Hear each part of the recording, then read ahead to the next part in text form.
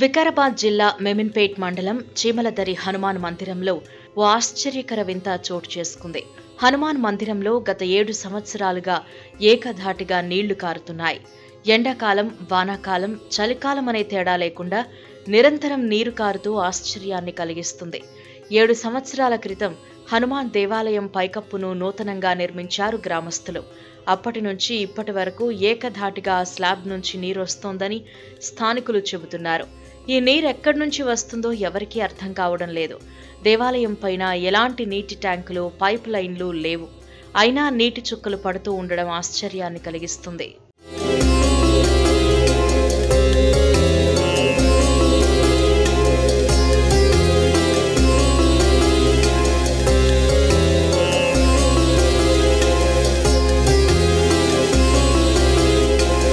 దేవాలయం నిర్మించి 7 సంవత్సరాలైనా అప్పట్నుంచి స్లాబ్లో నుంచి బొట్టుబొట్టుగా నీరు ఇప్పటికీ వస్తుంది. ఈ నీరు కారడం దేవుడి మహిమేనంటున్నారు గ్రామస్తులు.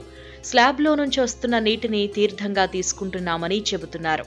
దేవాలయం పైకప్పు నుంచి వస్తున్న నీటిని కలశంలో సేకరించి ఆ నీటిని తీర్థంగా నిత్యం గ్రామస్తులు సేవిస్తున్నారు. దేవాలయం పైనుంచి నీరు రావడం దేవుడి మహిమేనని అంటున్నారు. ఈ విషయం మెల్లిమెల్లిగా పక్క ఊరి వారికి సైతం తెలియడంతో ఈ వింతని చూడ్డానికి చుట్టుపక్కల గ్రామస్తులు నిత్యం తరలి వస్తున్నారు. మరోవైపు దేవాలయం నుంచి కారుతోన్న నీరును తీర్థంగా తీసుకుంటే అనారోగ్య సమస్యలు తీరుతున్నాయని భక్తులు చెబుతున్నారు.